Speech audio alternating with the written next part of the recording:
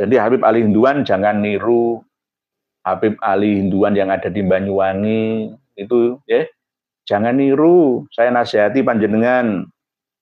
Habib Ali Hinduan Banyuwangi jamaahnya sendiri diutangi 500 juta nggak iso bayar, malah merekayasa untuk dibunuh, dituduh sebagai tukang riba. Akhirnya sekeluarga waktu sholat dipukul dari belakang dengan kapak oleh muhibinnya sampai mati bertiga sekeluarga, dibakar sama mobil penternya di hutan di daerah licin antara Licin Rogo Jambi Banyuwangi itu. Kan mengerikan itu. Dan ini belum ada kabarnya sudah ditembak mati atau belum. Harusnya ditembak mati.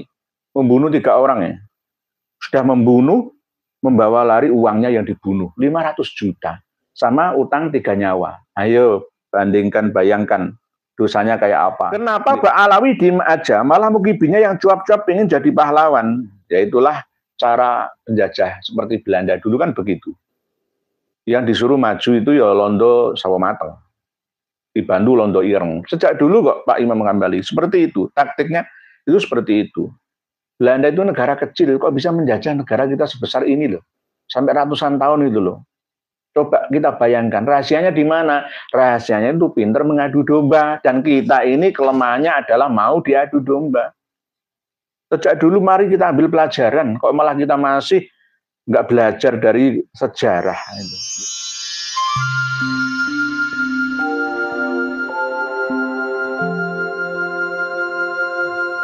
Mr. Gurabet, coba Kiai Haji Idrus Romli menerangkan polemik nasabnya Mbak Alawi di depan akademisi.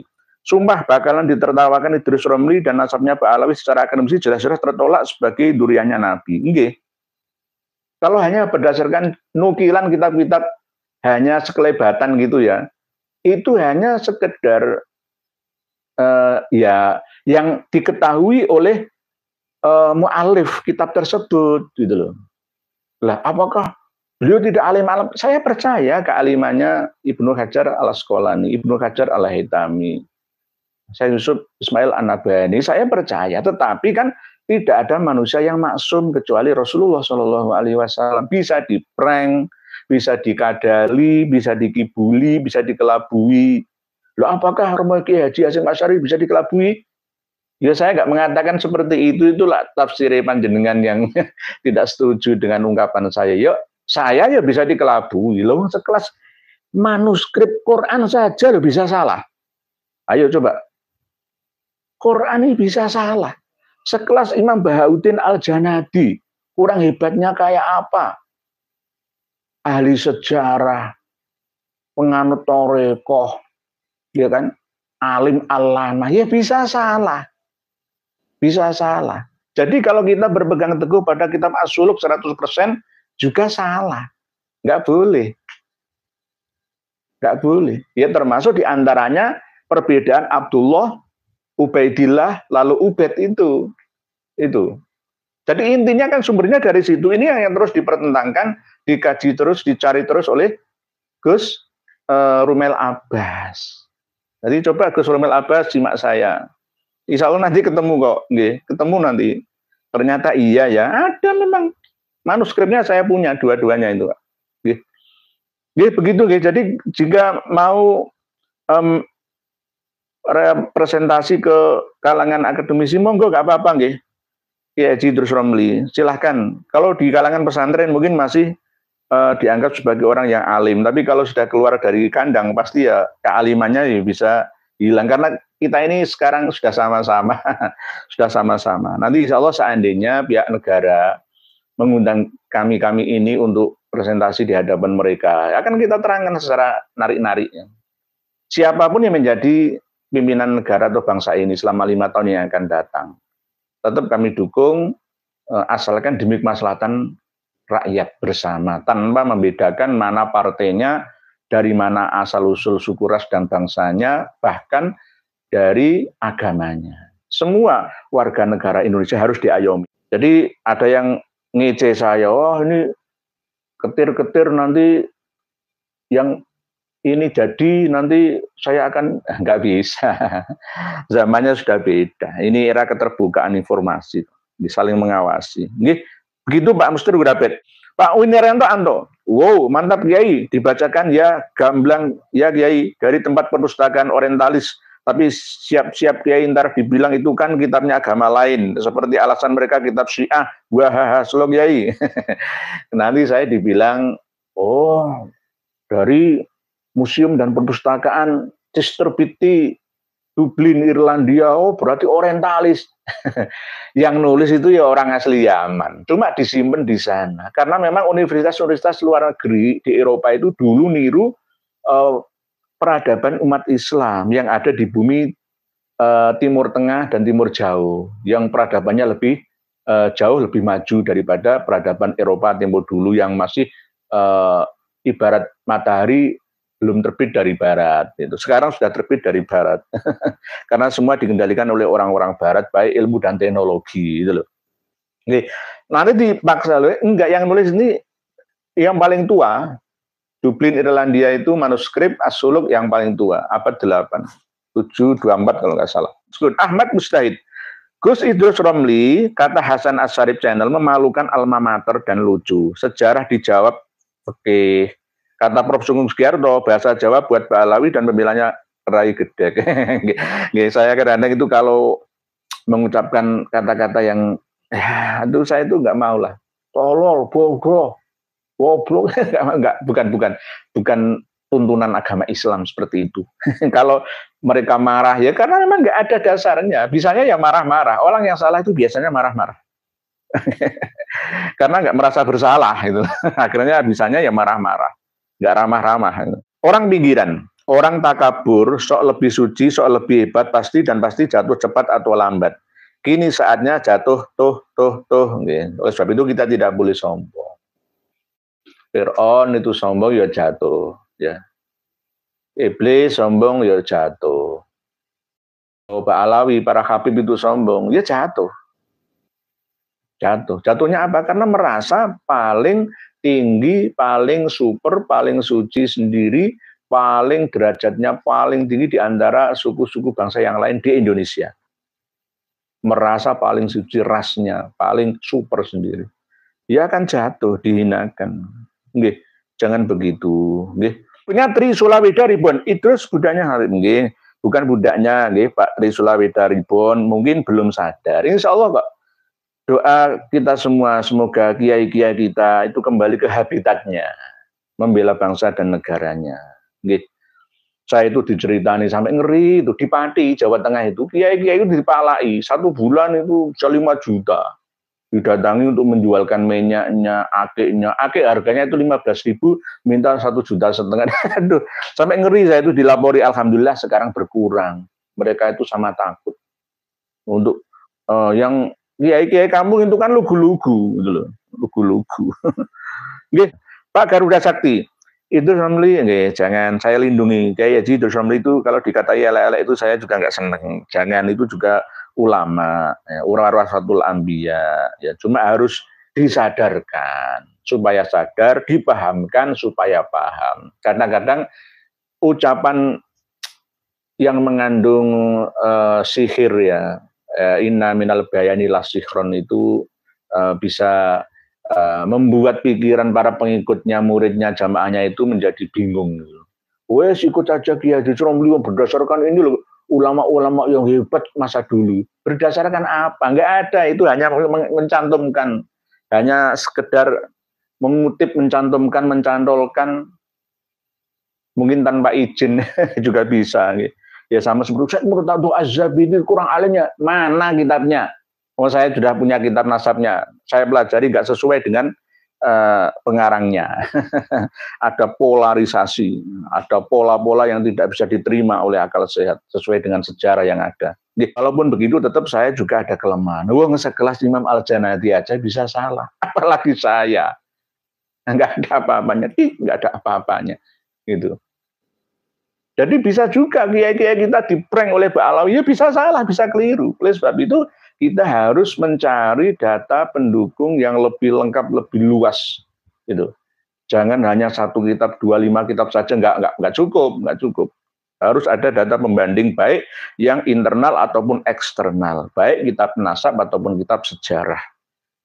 Nanti kalau kurang kuat ya dengan teknologi terkini, yakni dengan tes DNA. Pak Akhtar YT. Semoga Allah senantiasa membimbing beliau dalam menghadapi orang-orang yang melalui batas seperti Pak Idrus Ramli. Amin. Amin. Saya sebenarnya mengaku ilmu saya itu di bawah jauh dengan Kiai Haji Idrus Ramli. Saya mengaku di bawah beliau. Ya cuma kan ada kelebihan, ada kekurangan. Tidak ada manusia yang sempurna. Mungkin dalam hal ini beliau kurang menguasai. Saya pun ya masih belajar lagi. Kita harus begitu, tawadhu. Nggak boleh kita merasa paling tinggi, karena wa fawqa kulli dzi ilmin alim. Setiap yang berilmu itu ada orang yang lebih berilmu lagi. Di atas langit ada langit. Nggih. Pak Ahmad Zamil, selamat berjuang buat munafik nasab yang sudah sahih. Oh, berarti saya dengan elek nggih. Buat menafikan nasab yang sudah sahih. Nasab Alawi itu sahih menurut internal mereka sendiri pada abad-abad akhir belakangan ini. Dulu tidak sahih, terputus 5 sampai 6 abad lebih. Waktu yang sangat panjang itu dibuat untuk merekayasa sejarah. Fakta dirubah lalu mensejarah seakan-akan seperti benar-benar sejarah asli. Nggih, seperti itu nggih. Pak Jai. Mohon diluruskan Yai, Habib Ali Hinduan sudah berani bahas nasab tapi argumennya lemah ya. Mungkin Habib Ali Hinduan ini mungkin ya mau belajar, coba-cobalah untuk membela diri mungkin nggih Pak Jai. Mungkin seperti saya belum menyimaknya itu. Tapi ya namanya bela diri ya. Hewan pun kalau diinjak akan bela dirinya kan pasti ya. Tapi kalau bela dirinya itu hanya sekedar untuk meyakinkan jamaahnya tanpa dasar kitabnya, maka ya akan ditertawakan oleh orang lain. Kita ini sudah jalan hampir 3 tahun ya, tinggalan kereta, kok nggak dulu-dulu aja itu, Habib Ali Hinduan. Jadi Habib Ali Hinduan jangan niru Habib Ali Hinduan yang ada di Banyuwangi itu, jangan niru. Saya nasihati panjenengan. Habib Ali Hinduan Banyuwangi jamaahnya sendiri diutangi 500 juta nggak iso bayar, malah merekayasa untuk dibunuh, dituduh sebagai tukang riba. Akhirnya sekeluarga waktu sholat dipukul dari belakang dengan kapak oleh muhibinnya sampai mati bertiga sekeluarga. Dibakar sama mobil penternya di hutan di daerah licin antara Licin Rogo Jambi Banyuwangi itu. Kan mengerikan itu. Dan ini belum ada kabarnya sudah ditembak mati atau belum. Harusnya ditembak mati. Membunuh 3 orang ya. Sudah membunuh, membawa lari uangnya yang dibunuh 500 juta sama utang 3 nyawa. Ayo bandingkan, bayangkan dosanya kayak apa. Pak Imam Hambali, kenapa Pak Alawi diem aja, malah mukibinya yang cuap-cuap ingin jadi pahlawan? Ya itulah cara penjajah seperti Belanda dulu kan begitu. Yang disuruh maju itu ya londo sawo mateng, dibantu londo ireng. Sejak dulu kok Pak Imam Hambali seperti itu, taktiknya itu seperti itu. Belanda itu negara kecil, kok bisa menjajah negara kita sebesar ini loh, sampai ratusan tahun itu loh. Coba kita bayangkan, rahasianya di mana? Rahasianya itu pinter mengadu domba, dan kita ini kelemahannya adalah mau diadu domba. Sejak dulu mari kita ambil pelajaran, kok malah kita masih nggak belajar dari sejarah itu. Pak Mustafa Ahmadi, alhamdulillah Jepara bisa nyimak Pak Yai. Saya heran sekali kepada mereka yang bela mati-matian nasabah Alawi. Dapat apa sih mereka? Apa nggak ingat hisab di akhirat nanti? Nggih. Saya juga kadang-kadang heran kok Pak Mustafa Ahmadi. Kalau salah ya katakan salah. Kalau memang proses ya nggak apa-apa. Kita belajar terus. Mungkin perlu waktu 5 tahun atau cukup 3 tahun ini ya harus dihentikan bahwa memang Mbak Alawi itu bermasalah nasabnya. Jangan lagi mengaku-ngaku keturunan atau dzurriyyah Nabi kita Muhammad Shallallahu Alaihi Wasallam, memaksa orang lain untuk mempercayainya atau justru membohongi, membodohi, menipu mereka, umat dan masyarakat kita ini. Gitu Pak Mustafa Ahmadi. Jangan bela mati-matian, nggak baik.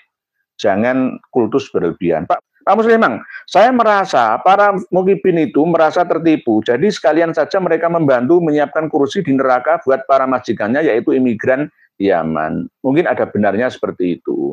Oleh sebab itu, kita harus, karena mereka itu sebagai saudara, maka aku anfusakum wa ahlikum naro. Karena mereka itu adalah keluarga saya semua. Tapi belum sadar, itu aja. Belum sadar, masih perlu tambahan amunisi pencerahan yang terus akan kita gelurakan supaya mereka mau menyadari kekeliruan. Mungkin itu. Ibu Mimi, masalah nasab kalau nggak dibendung dari sekarang, Indonesia bisa seperti Syria, perang saudara berkepanjangan. Ini bukan masalah kecil, ini masalah masa depan negara. Sudah waktunya elit-elit NU buka mata lebar-lebar. Nggih, elit-elit NU, Muhammadiyah, ayo undang kami untuk presentasi, ya, diliput oleh semua media nasional dan internasional. Ki Haji Madudin aja dulu lah. Kalau saya kan sibuk bekerja, saya mengikuti di belakangnya saja. Kalau misalkan diperlukan untuk ring 2, saya siap. Gus Aziz Jazuli siap, semuanya siap. Jangan katakan kami ini, oh al-kaburi, kabur bagaimana? Kami mengatur siasat karena apa? Masalah nasab ini butuh waktu yang sangat lama. Tidak bisa debat 2 jam selesai, kalah kayak ring tanding tinju smackdown itu nggak bisa. Waktu yang Ibu Nur Syahabi, salam Yai. Ditunggu-tunggu wakil resmi Robitoh juga belum ada untuk menjawabnya. Tidak ada yang berani bertanggung jawab Yai. Sebenarnya mereka dari pihak Robito Alam itu sudah ada jagonya. Saya sudah tahu, tetapi ya mereka diam saja. Karena apa? Mentok-mentoknya tetap putus. Dari ilmu alam, ilmiah alamiah ya. Termasuk sekarang itu seharusnya habaib kalau benar-benar ngaku sebagai keturunan Kanjeng Nabi itu keturunan yang ke-75. Pokoknya 70 sampai 75 itu. Enggak, sekarang 38, 39. Kemarin saya menyampaikan Alwi Asegaf, anak kecil itu yang sekarang sudah agak gede itu loh ya. Itu pemeran film apa itu ya? Bukan Sangkuriang kok.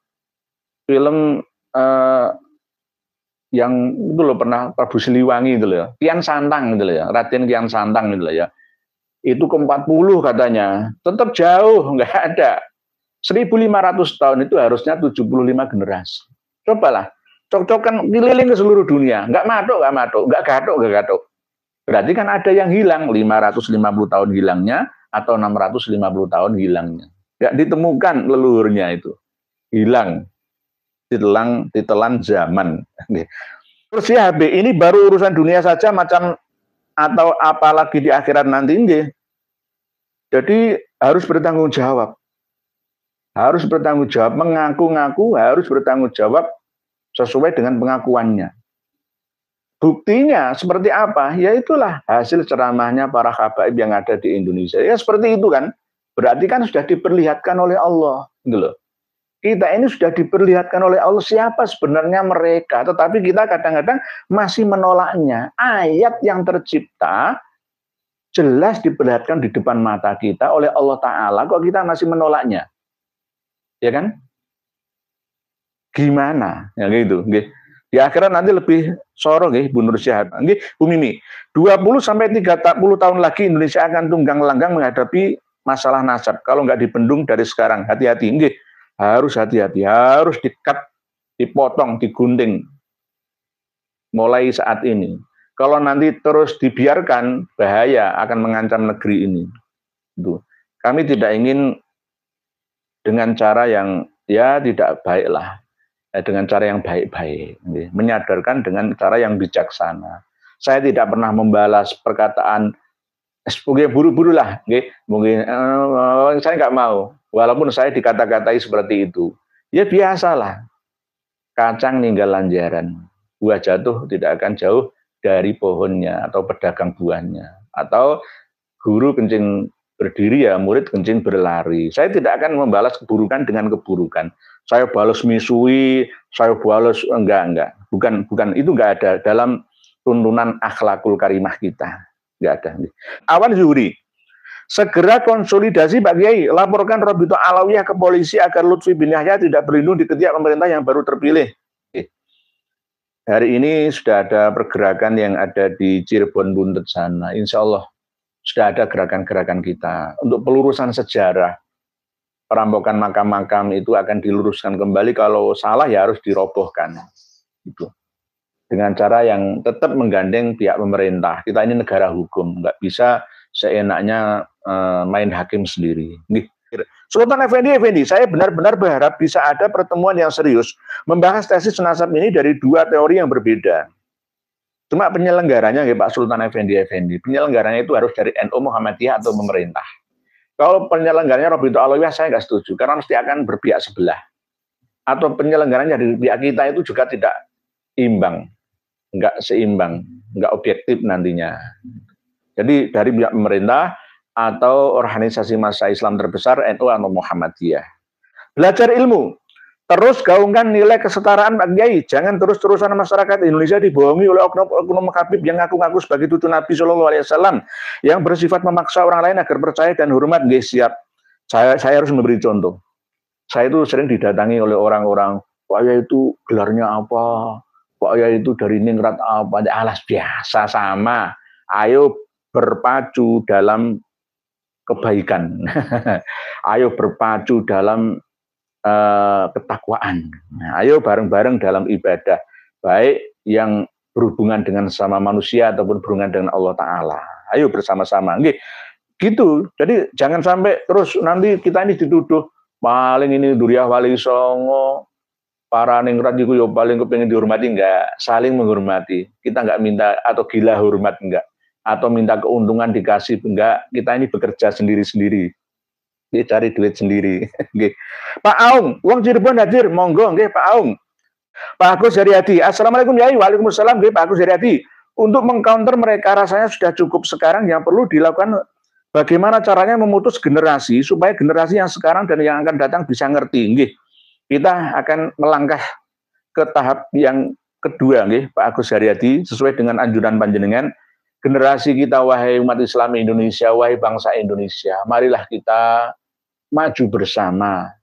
Kita tetap beragama, tapi jangan lupa dunia. Bahwa kita ini ternyata hidup di alam nyata, bukan alam halusinasi saja. Jangan menggunakan alam bawah sadar kita saja, tapi otak kiri kanan kita gunakan semuanya. Aktifkan semuanya, sehingga bisa memfilter mana yang hak dan mana yang batil, agar umat Islam Indonesia yang mayoritas ini berjaya. Jangan umat Islam yang mayoritas ini serasa minoritas. Dana abadi umat jamaah haji aja dirampok. Seharusnya umat Islam ini makmur, sejahtera. Harusnya, karena mayoritas kok. Bukan berarti saya tidak mengindahkan yang non-muslim di Indonesia, yang enggak, sama-sama. Seharusnya mayoritas itu di mana-mana itu lebih sejahtera. Non-dinti kok malah justru yang paling kere ya wong Islam. Itu piye? Kadal fakru ayyakuna kufron. Saya pesan kepada kepala negara, wakil rakyat juga, untuk benar-benar memikirkan rakyat Indonesia ini. Sediakan lapangan kerja sebanyak-banyaknya, sehingga tidak ada celah para pelaku kriminalitas itu bergentayangan di mana-mana. Bahaya ini. Karena kadal fakru ayyakuna kufron kok. Karena nggak ada uang itu orang jadi bingung, akhirnya menghalalkan segala macam cara. Ini begitu Pak Agus Haryadi, siap. Berikutnya Pak Jerry Tambun. Assalamualaikum Kiai, waalaikumsalam. Sungguh dalu nggih. Wong Pekalongan hadir ndek ngaos sinambi kerja lembur jahit Pak Kiai. Semoga Pak Kiai selalu diberi kesehatan, keberkahan, selamat dunia akhirat. Amin. Nggih, salam buat panjenengan Pak Jerry Tambun. Alhamdulillah sampai dalu lembur mencari nafkah. Mencari nafkah itu juga ibadah.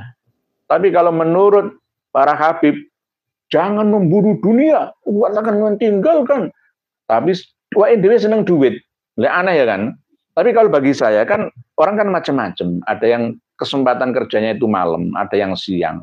Kalau saya kan jam kerja 8 jam normal, ada yang tidak normal kerjanya malam, sip-sipan. Ya nggak apa-apa, wong diniati ibadah kok. Ma la yatim wajib illa bi fa wajib. Ibadah itu nggak akan terlaksana jika tanpa bekalnya, mangan, ngombe dan fasilitas hidup yang lain. Ibadah reso tenang nggak ono fasilitas hidup terjamin. Maka mencari uang untuk jaminan hidup sehat, jaminan hidup melimpah ruah, barokah, manfaat, itu harus bekerja. Maka bekerja itu wajib hukumnya. Cuma diatur nggih Pak Jerry Tambun, kalau waktu istirahat itu dia tidur. Jangan diosro nggih, jangan berlebihan. Nggih, khairul umur ausatuha nggih. Salam buat Pak Jerry Tambun Pekalongan.